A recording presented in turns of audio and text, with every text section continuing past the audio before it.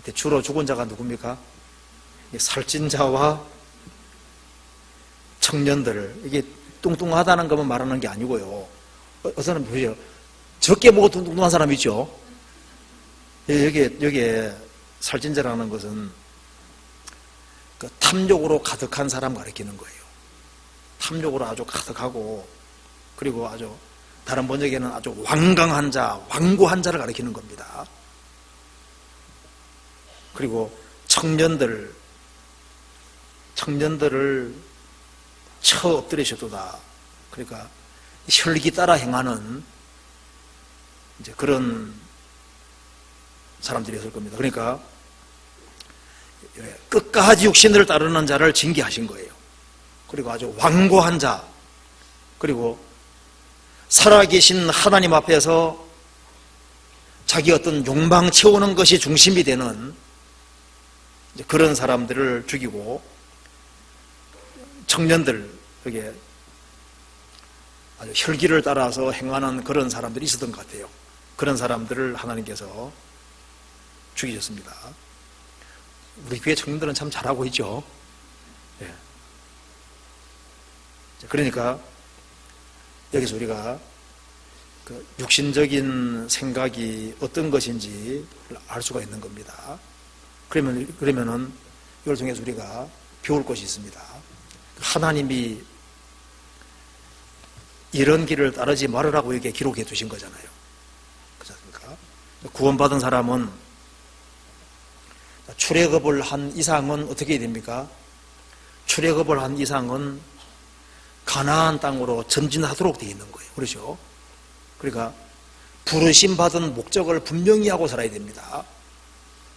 광야는 정착지가 아니고 가나안 땅으로 가는 하나의 과정에 불과했습니다. 그러니까 구원받은 모든 사람은, 이스라엘 백성들은 우리를 위해서는 가나안 땅이 준비되어 있다, 그걸 아는 것처럼 신약시대에 구원받은 사람은 우리의 목적지는 영원한 천국이고 이 세상은 통과하는 곳이다 하는 그 확실한 어떤 확고한 어떤 그런 기반을 가지고, 그런 사고방식을 가지고 있어야 됩니다. 그리고 구원을 받아도 육신의 생각을 할 수가 있는 거예요. 그렇지 않습니까? 그러니까 성경이 말씀하기를 육신의 생각을 죽여야 되는 겁니다.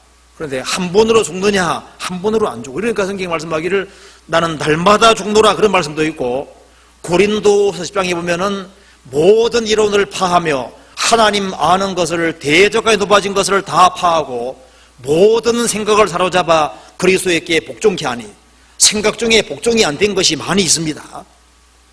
이제는 구원받고 난 이후에는 성령의 인도를 받아야 되는 겁니다. 그리고 출애굽한 이스라엘 백성들은 광야를 환영해야 되는 거거든요. 광야를 통과해 주신 것에 대해서 진심으로 감사해야 되는데, 왜냐하면은 에집트에서 나왔고 가나안 땅으로 가는 과정이고, 하나님께서 나를 훈련시켜서 영원한 축복을 주려고 하는 것이기 때문에 광야를 환영하고 받아들여야 되는 겁니다. 그래서 감사하는 마음을 가지고 살아가는 사람은 마귀가 틈을 타지 못하거든요. 여기가 목적지라고 생각하면 갈등을 가지게 되는 거예요. 이 세상은 잠깐 거쳐가는 곳이고, 하나님은 인생에서 직선 주시는 것이 아니라 하나님은 곡선 주시는 거예요. 곡선. 이게 오르락내리락 이렇게 있거든요. 연고부침이 있는 세상입니다. 그러니까 어려운 것이 올 때는 올 것이 왔구나 이렇게 생각해야 되는데, 왜 내게 이런 일이 오는지 이렇게 생각할 것이 아니라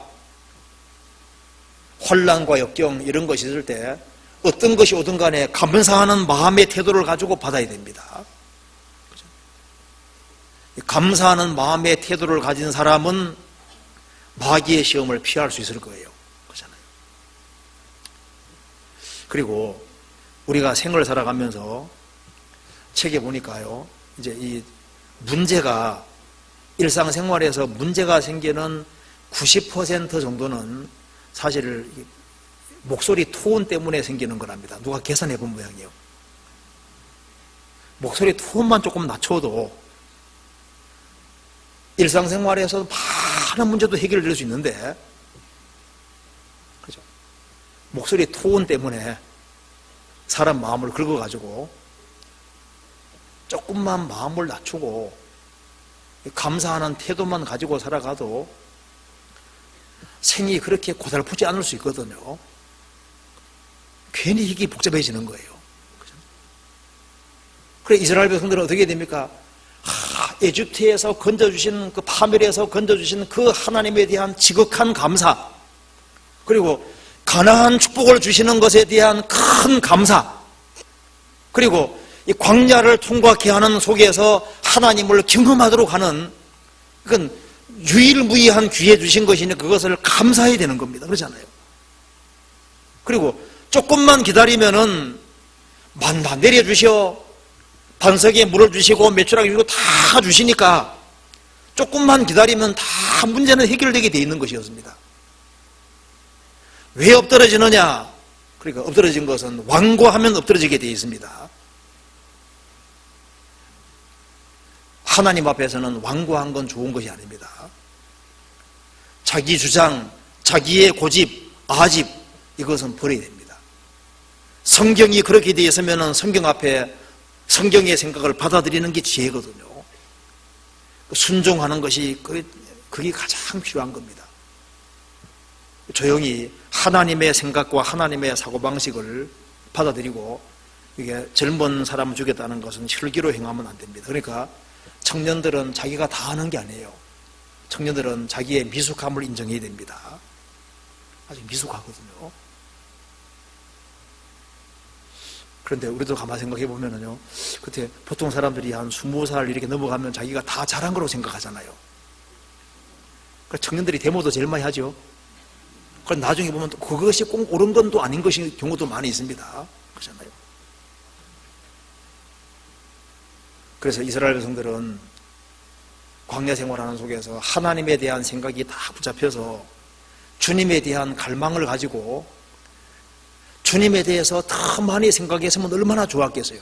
지금 불기둥, 기둥이 같이 가고 있습니다. 불기둥, 구름기둥이 같이 가고 있고 하늘에서 만나가 매일 내리는 초자연적인 것을 경험하고 있었지 않습니까? 그러니까 이스라엘 백성들은 뭘 생각해야 되냐 하면은 애굽을 생각할 것이 아니라 함께 하시는 하나님을 생각하고 하나님이 인도해 가시는 그 목표를 생각을 하고 목적을 생각하고 주님께 영광 나타내고 주님께 쓰임받을 그걸 생각해야 되는 겁니다. 그렇잖아요.